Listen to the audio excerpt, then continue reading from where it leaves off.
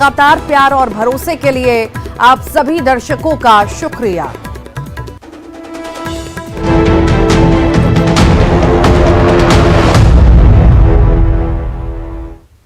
नमस्कार, बहुत स्वागत है आपका इवनिंग एजेंडा आप देख रहे हैं। मैं हूं आपके साथ ऋतु ज्ञानपानी। भारत जोड़ो यात्रा में अभिनेत्री स्वरा भास्कर के शामिल होने पर विवाद खड़ा हो चुका है। बीजेपी ने स्वरा भास्कर के शामिल होने पर सवाल खड़े किए और टुकड़े टुकड़े गैंग और राष्ट्र विरोधी लोगों के पदयात्रा में शामिल होने के आरोप लगाए, जिसका कांग्रेस ने बचाव किया है। एमपी में राहुल गांधी की भारत जोड़ो यात्रा एक बार फिर विवादों में है। उज्जैन से जब राहुल गांधी की पदयात्रा शुरू हुई तो अभिनेत्री स्वरा भास्कर कदम टाल करती दिखी। स्वरा भास्कर को लेकर बीजेपी ने कांग्रेस के खिलाफ मोर्चा खोल दिया है। नरोत्तम मिश्रा और वीडी शर्मा ने पदयात्रा को टुकड़े टुकड़े गैंग और राष्ट्र विरोधियों का समर्थन मिलने के आरोप लगाए।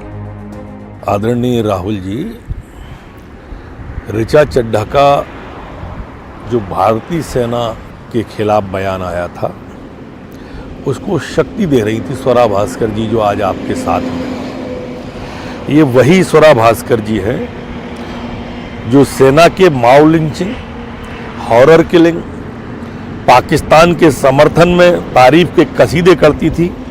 ये वही स्वरा भास्कर है। वो अभिनेत्री जो हिंदुत्व पर कलंक कहती है, जो इस देश के भारत माता पर आक्रमण करती है, पाकिस्तान की समर्थक है। ऐसे लोग राहुल गांधी के साथ कदम से कदम मिला रहे हैं। उधर कांग्रेस ने स्वरा भास्कर का बचाव किया और उन पर लगे आरोपों को गलत करार दिया। तो पहली बात यह है, गृह मंत्री ये स्पष्ट करें कि अगर किसी ने कोई अपराध किया है तो वो बाहर कैसे घूम रहा है। तो ये साफ बात है कि ये झूठी बात की। स्वरा भास्कर अपने ट्वीट और बयानों को लेकर विवादों में रही हैं। ऐसे में राहुल गांधी की पदयात्रा भी विवादों में आ गई है। हाल ही में अभिनेत्री ऋचा चड्ढा के ट्वीट का भी स्वरा ने समर्थन किया था, जबकि उनके ट्वीट की कड़ी आलोचना हुई थी। और ज्यादा जानकारी के लिए शैलेंद्र भदौरिया हमारे साथ जुड़ गए हैं। शैलेंद्र, पहले ही दिन से जब से भारत जोड़ो यात्रा शुरू हुई है, विवादों में है, कोई ना कोई ऐसी चीज निकल करके आती है कि रोज कुछ ना कुछ मामला सियासत को गरमा देता है। अभी हमने देखा था कि पाकिस्तान जिंदाबाद के नारे लगे थे, उसकी सियासत खत्म नहीं हुई। अब स्वरा भास्कर की वो पहुंची हैं और उसको लेकर के अब अलग अलग बयानबाजी। बिल्कुल आपने ठीक कहा कि जिस दिन से भारत जोड़ो यात्रा शुरू हुई उस दिन से कोई ना कोई विवाद जो है वो खड़ा हो रहा है। अगर मध्य प्रदेश के लिहाज से बात करूं तो मध्य प्रदेश में कांग्रेस की भारत जोड़ो यात्रा का ये 9वां दिन है और उसके पहले जिस तरीके से खंडवा जिले में पाकिस्तान जिंदाबाद के नारे लगे और उसको लेकर बीजेपी लगातार हमलावर रही कि ये जिस तरीके ये नारे लग रहे हैं ये बता रहे हैं कि कांग्रेस की आखिर मानसिकता क्या है। हालांकि इसको लेकर दोनों ही पार्टियों के द्वारा एक दूसरे पर आरोप प्रत्यारोप के साथ साथ एफआईआर भी दर्ज कराई गई। अभी वो मामला थमा ही नहीं था और उसके बाद अब आज जिस तरीके से जब यात्रा उज्जैन से आगर मालवा की तरफ कूच की तो अभिनेत्री स्वरा भास्कर राहुल गांधी के साथ नजर आई और उसके तत्काल बाद मध्य प्रदेश के गृह मंत्री की बात करूं या प्रदेश अध्यक्ष की बात करूं, दोनों ही कांग्रेस पर हमलावर हो गए और वो कह रहे हैं कि इस तरह के लोग जो पाकिस्तान का सपोर्ट करते हैं, जिन्हें हिंदू होने पर शर्म की बात करते हैं और ऐसे लोग यदि राहुल गांधी की यात्रा में चल रहे हैं तो कहीं ना कहीं ये साफ करता है कि आखिर इस यात्रा का उद्देश्य क्या है।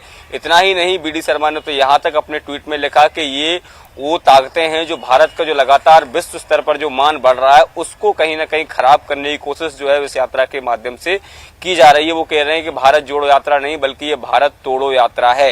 हालांकि कांग्रेस इस पूरे मामले को लेकर बचाव करती नजर आ रही। जिस तरीके से पाकिस्तान जिंदाबाद के जब नारे लगे तो उस दौरान भी कांग्रेस ने ये कहा था कि बीजेपी की ये डर्टी जो पॉलिटिक्स है उसका ये नतीजा है। और अब जिस तरीके से स्वरा भास्कर को लेकर बीजेपी ने घेरा है तो उन्होंने साफ तौर पर यह कहा है यदि उन पर कोई आरोप लगे हैं तो वो जेल के बाहर क्यों उनके खिलाफ राष्ट्रद्रोह का मुकदमा दर्ज नहीं हुआ है और क्यों वो जेल में नहीं है। हालांकि जैसे जैसे यात्रा आगे बढ़ती चली जा रही है वैसे वैसे कोई ना कोई एक नया विवाद सामने आता जा रहा है, क्योंकि स्वरा भास्कर के बारे में ये सबको पता है कि वो अक्सर जो है अपने जो बयान हो या फिर ट्वीट हो उनको लेकर सुर्खियों में रहती हैं और जब वो मध्य प्रदेश कांग्रेस की भारत जोड़ो यात्रा में पहुंची तो एक बार वो फिर सुर्खियों में नजर आ रही हैं। जी शैलेंद्र, वो अपनी मन की बात कहने से कभी घबराती नहीं है, वो कह देती है जो उनके मन में होता है, चाहे वो बुरा होता है चाहे अच्छा होता है। पर ये तो ठीक है, पर यात्रा में जिस तरह से शामिल हुई है कांग्रेस ने एक और मौका जो है बीजेपी को दे दिया घेरने के लिए कहीं ना कहीं, और चुनाव भी नजदीक है। देखिए, बिल्कुल आपने ठीक कहा कि कहीं ना कहीं कांग्रेस ने एक मौका जो है वो बीजेपी को दिया है और यही कारण है कि बीजेपी इस मौके को तत्काल लपका, पहले गृह मंत्री उसके बाद फिर प्रदेश अध्यक्ष इसको लेकर बयानबाजी करते हुए सामने आए।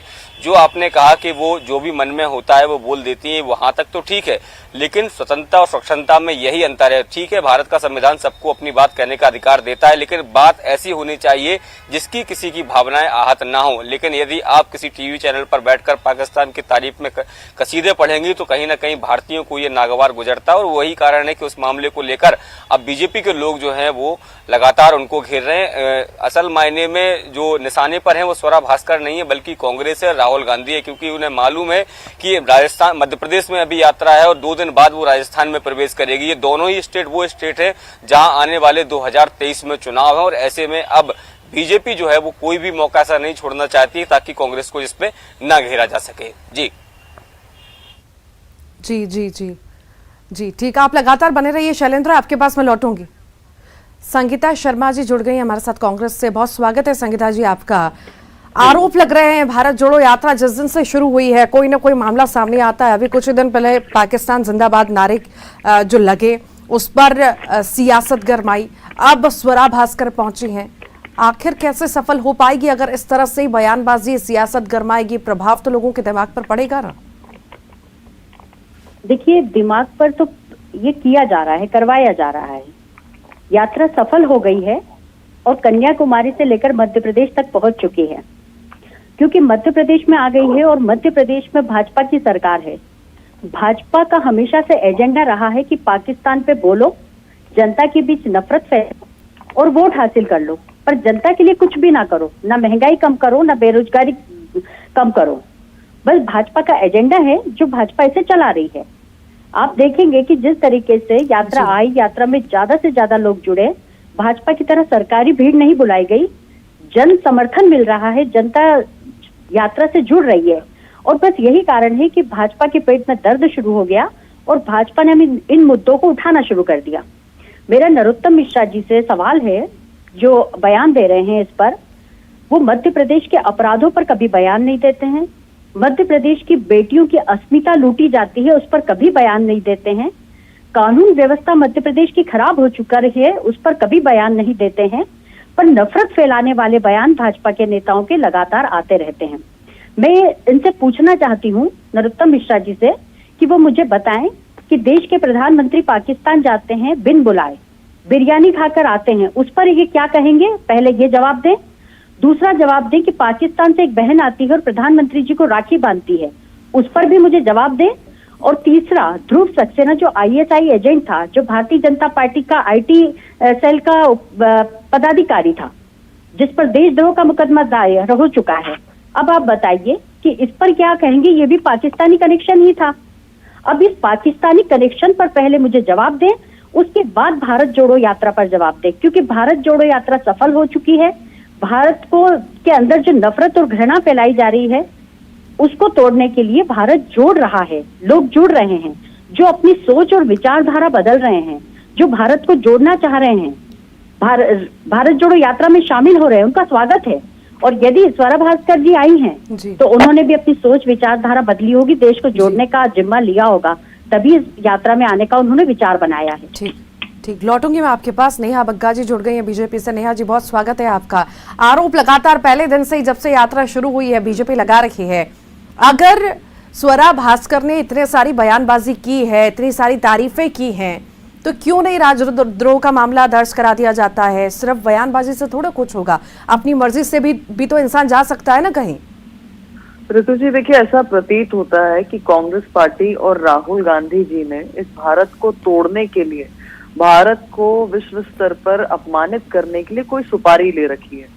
जिस दिन से ये भारत तोड़ो यात्रा चालू हुई है राहुल गांधी जी की, आप शुरुआती दिन से देखिए, एक पादरी के पास राहुल गांधी गए, वो पादरी जिसने सर्वाधिक धर्मांतरण करवाए हैं, वो पादरी जो भारत माता को गाली देने का काम करता है और इस तरीके की शब्दावली का इस्तेमाल किया।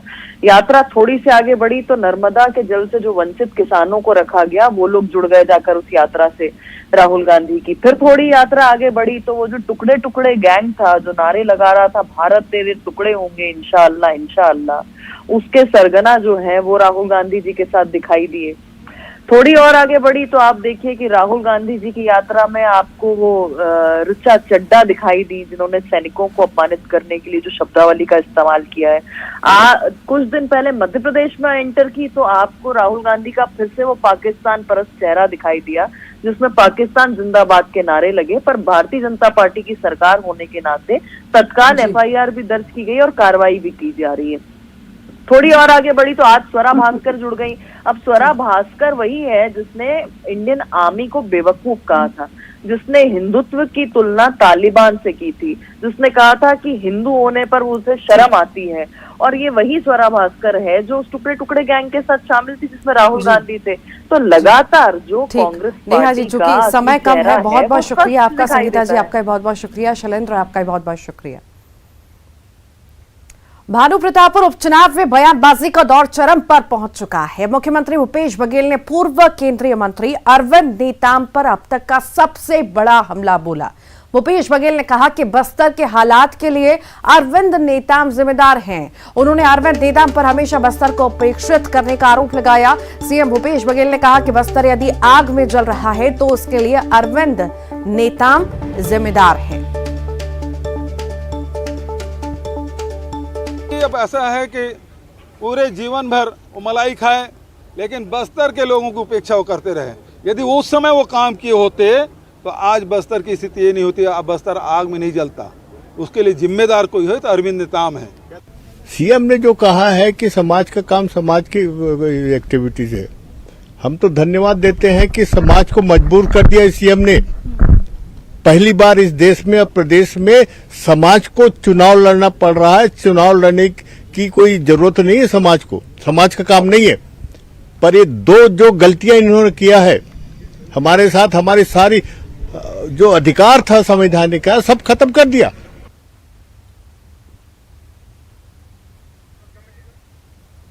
तो अरविंद नेताम के ऊपर कई सारी बयानबाजी जो है कांग्रेस द्वारा की गई है। बस्तर आग में जल रहा है, अरविंद नेताम उसके लिए जिम्मेदार हैं। ये बड़ा आरोप अरविंद नेताम पर लगाया जा रहा है। सीएम भूपेश बघेल ने लगाया जीवन भर अरविंद नेताम ने मलाई खाई है। ये जो है बयान मुख्यमंत्री द्वारा दिए गए हैं और ये बयानबाजी की गई है। अब जो है सियासत इससे भी कहीं ना कहीं गरमाएगी।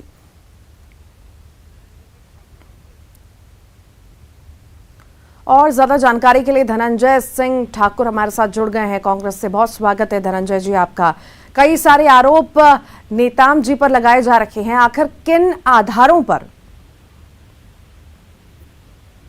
हेलो सर, आपको मेरी आवाज मिल पा रही है? जी जी जी। अरविंद नेताम जी पर कई सारे सीएम ने आरोप लगाए हैं, आखिर किन आधार पर इतने सारे आरोप? देखिए, अरविंद नेताम जी चूंकि आदिवासी समाज से आते हैं और आदिवासी समाज को नेतृत्व करने की बात करते हैं, लेकिन जब तक अरविंद नेताम जी को वहाँ के जनप्रतिनिधि थे तब बस्तर के विकास को देखना था। वहाँ के आदिवासी जो समाज के जो लोग हैं उनको उत्थान के बारे में सोचना था, उनके शिक्षा, रोजगार, उनके अधिकार का सोचना था। तब अरविंद नेताम जी अपने समाज के लिए कोई काम नहीं किया है। तो इसी तौर पर एक जनप्रतिनिधि का जो दायित्व है कहीं ना कहीं अरविंद नेताम से है। और बस्तर अगर कहीं भी किसी प्रकार से नक्सलवाद की हम बात कर ले, बस्तर के आदिवासियों को जब जमीन छीना गया सरकार के द्वारा सबकी बात कर ले, या बस्तर में जो शिक्षा का इस प्रकार से पहुंचना चाहिए था नहीं पहुंच पाया, तो एक जनप्रतिनिधि होने के नाते अरविंद नेताम जी की जो जिम्मेदारी थी उसको पूरा नहीं किया, इसलिए ये बातें आप सामने आ रही है। और उसी को लेकर माननीय मुख्यमंत्री भूपेश बघेल जी ने अरविंद नेताम जी के जो चरित्र है, जो खुद के सत्ता के लिए काम करने के उसको संरक्षण काम किया। धनंजय जी, बस्तर को लेकर कई सारे आरोप जिस तरह से नेताम जी पर लगाए जा रहे हैं, अभी तो इतने लंबे वक्त से कांग्रेस है, आखिर कांग्रेस ने कितना काम बस्तर में किया? चूंकि बीजेपी यही कह रही है कि बस्तर में कोई काम नहीं किया, पहले जैसे हालात से उससे भी कहीं ना कहीं बदतर हो चुके हैं अब हालात बस्तर के। देखिए, मुख्यमंत्री भूपेश बघेल जी की सरकार ने बस्तर में जब काम किया तो आप देखेंगे बस्तर जो नक्सलवाद का दंश झेल रहा था, हमारी सुरक्षा की सरकार की नीति से विश्वास, विकास और सुरक्षा, उसी चलते आज बस्तर में नक्सलवाद खत्म हो रहा है जो पूर्ववर्ती सरकार के दौरान फैला हुआ था। बस्तर में अगर हम बात करते तो वहाँ आदिवासियों के जो कानूनी अधिकार है हमारी सरकार ने दी, पैसा एक बनने के बाद पैसे नहीं हमारी सरकार ने बनाए। बस्तर में रमन सरकार के दौरान जो जमीनें छीनी गई थी डंडा और बंदूक के दम पर, उन 1700 आदिवासी परिवार को अगर कोई जमीन लौटाने का काम किया तो भूपेश बघेल जी की सरकार ने किया है। बस्तर में शिक्षा की बात कर लूं मैं, 300 जो स्कूल पूर्ववर्ती सरकार ने बंद किए थे उन स्कूलों को खोलने का काम हमारी सरकार ने किया है।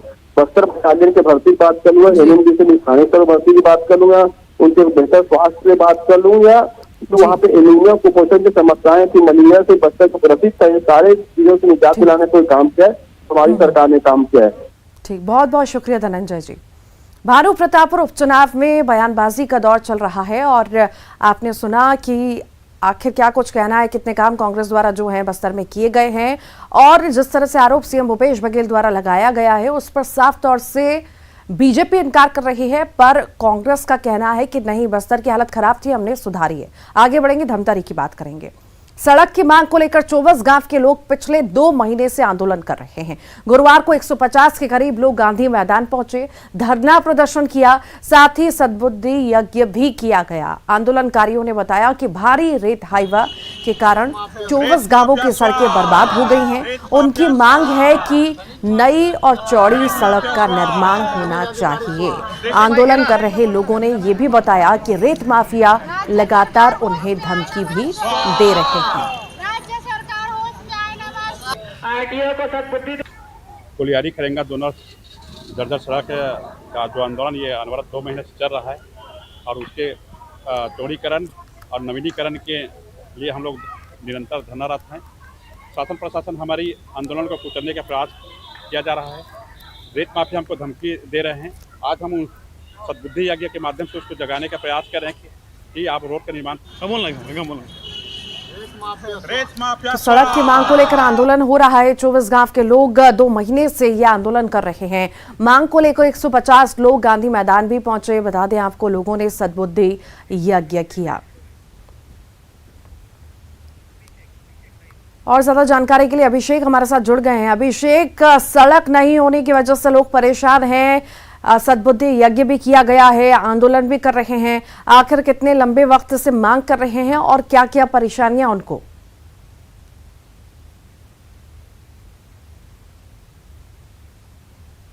सड़क करीब करीब 10 साल से खराब है और तब से ही लोगों में आक्रोश है और लगातार जो भी सरकारें रही हैं उनसे मांग कर की जाती रही है। और आपको ये भी बता दूं, अब ये एक राजनीतिक मुद्दा भी बन गई है। सड़क के लिए लोग सड़क पर हैं और ये सड़क भी राजनीति का मुद्दा है। तो और अगले चुनाव में इस सड़क की बहुत महत्वपूर्ण भूमिका रहने वाली, मुद्दे की महत्वपूर्ण भूमिका रहने वाली है। अगर सड़क बन भी जाती है तो उसका लाभ मिलेगा, नहीं बन पाती तो उसका नुकसान जरूर होगा।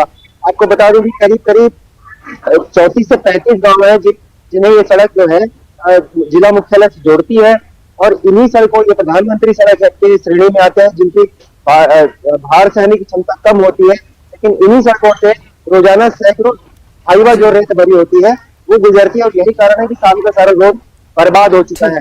लोग चाहते हैं। बहुत बहुत शुक्रिया अभिषेक जानकारी को साझा करने के लिए। रायपुर के प्राइवेट बैंक में काम करने वाली 23 साल की तनु की गुमशुदगी की वो मिस्ट्री जो दिल दहला देने वाली है, जिस गुमशुदगी का राज एक सीसीटीवी फुटेज में कैद था, जिसमें तनु उड़ीसा के रहने वाले कारोबारी सचिन अग्रवाल के साथ जाते हुए दिखाई देती है और फिर लापता हो जाती है। ना तो घर वालों की तनु से बात होती है, ना ही कोई सुराग मिलता है। फिर उड़ीसा के बलांगीर के तरई किला के जंगल में मिलती है तनु की जली हुई लाश। सचिन ने तनु की हत्या की थी, तो क्या इस मिस्ट्री में कैद है एक और श्रद्धा, एक और हेट स्टोरी? आखिर तनु का कत्ल क्यों किया गया? रिपोर्ट देखिए।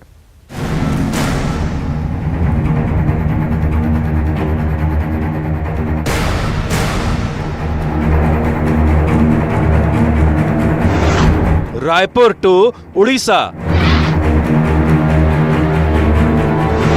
वो कहां गुम हो गई?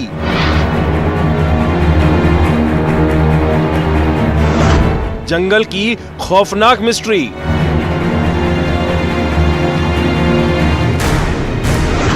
प्रेमिका की लाश, जलता सुराग।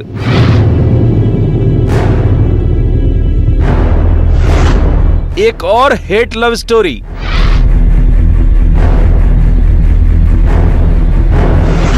एक और लवर किलर। 4 तारीखों में कैद मोहब्बत का मर्डर। उसके सपने इसी जंगल में जलकर खाक हुए, उसकी तमन्नाओं ने इसी जंगल में दम तोड़ा। छत्तीसगढ़ के कोरबा की रहने वाली 23 साल की तनु कुर्रे, जिसकी गुमशुदगी का ट्रैक था रायपुर टू उड़ीसा। रायपुर के प्राइवेट बैंक में काम करने वाली तनु कुर्रे अचानक लापता हो गई थी। तारीख थी 21 नवंबर।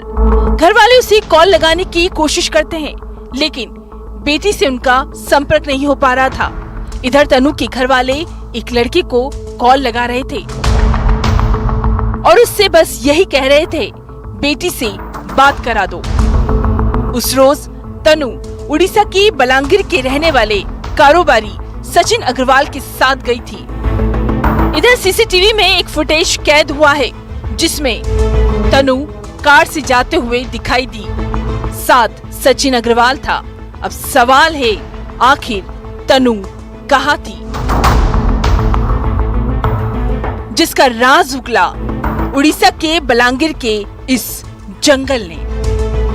थाना पंडरी में प्रार्थियों ने आकर एक कंप्लेन दी थी कि उनकी बेटी जो है तनु प्रिया कुर्रे, जो कि बैंक में काम भी करती है, उसका सचिन अग्रवाल नाम के व्यक्ति के साथ परिचय था और उसके साथ उड़ीसा गई हुई है। लेकिन उड़ीसा जाने के बाद से वो लड़का को लगातार फ़ोन कर रहे हैं कि मेरी बेटी से बात करा दो, लेकिन वो बात नहीं करा रहा था, जिस पर उस पर कंप्लेन जो है थाना पंडरी में प्राप्त की गई थी। आखिर इस जंगल और तनु की गुमशुदगी का कनेक्शन क्या था? दरअसल पुलिस की मानी तो 23 नवंबर को बलांगीर के तरेकेला के जंगल में एक जली लाश मिली थी, जो लापता तनु की थी, जिसकी हत्या का आरोप लगा है सचिन अग्रवाल पर। पुलिस के मुताबिक 23 नवंबर की रात को सचिन ने तनु की हत्या कर दी थी। हत्या कहाँ की, इसकी तफ्तीश जारी है। क्या जंगल में मर्डर हुआ था या फिर तनु का कत्ल कहीं और हुआ और हत्या के बाद लाश को जंगल में जला दिया, जिससे ये राज राज ही रहे? ऐसे कई सवाल हैं जिनकी तफ्तीश जारी है। इसके बाद हमारी टीम उनकी फैमिली के साथ उड़ीसा भी गई थी और लड़के को लोकेट करने का प्रयास भी कर रही थी। वहाँ पर जाने के बाद जानकारी मिली कि 24 तारीख को उड़ीसा के बालांगीर जिले में एक 302 का मामला दर्ज किया गया है। एक लड़की की जो है जली हुई बॉडी मिली थी, बाद में जिसकी पहचान जो है तनु कुर्रे के रूप में भी हुई। करीब 3 साल पहले तनु और सचिन की जान पहचान हुई थी। सचिन के रिश्तेदार रायपुर में रहते हैं। तनु पीजी में रहती थी, जो 21 नवंबर को पीजी नहीं पहुंची और घर वाले परेशान हो गए। उसका कॉल भी नहीं लग रहा था। घर वालों ने गुमशुदगी की रिपोर्ट थाना पंडरी में 22 नवंबर को दर्ज कराई और उसके बाद लगातार आरोपी की जो है गिरफ्तारी का प्रयास किया जा रहा था और बालांगीर पुलिस को जो है हमारी रायपुर की पुलिस भी इसमें मदद कर रही थी। और अभी थोड़ी देर पहले ही जो है आरोपी की गिरफ्तारी हो गई है। वो कोलकाता भागने का प्रयास कर रहा था और उसे पकड़कर वो जो है बालांगीर पुलिस के पास ले जाया जा रहा है। अब इन 4 तारीखों पर गौर करिए, जिसमें तनु मर्डर मिस्ट्री कैद है। 21 नवंबर को तनु का सचिन अग्रवाल के साथ जाती हुई ये तस्वीर। दूसरी तारीख 23 नवंबर उड़ीसा के बलांगीर के जंगल में जली लाश का मिलना। तीसरी तारीख 24 नवंबर 302 का मामला दर्ज और चौथी तारीख 1 दिसंबर आरोपी सचिन अग्रवाल की गिरफ्तारी, जो कोलकाता भागने की फिराक में था। बेसिकली हम लोगों ने वहाँ के जो उनकी जो फैमिली है उनकी कंप्लेन पर गुमशुदगी दर्ज की थी, लेकिन जो फुटेजेस प्राप्त किए गए उससे क्लियर है कि लड़की जो है लड़के के साथ अपनी सहमति से गई थी और लड़का ले जाने के बाद 21 तारीख को ही रात को जो है लड़की की हत्या कर दिया था और 23 तारीख को जो है बालांगीर पुलिस को इनकी बॉडी मिली थी और 24 तारीख को जो है 302 का मामला दर्ज किया।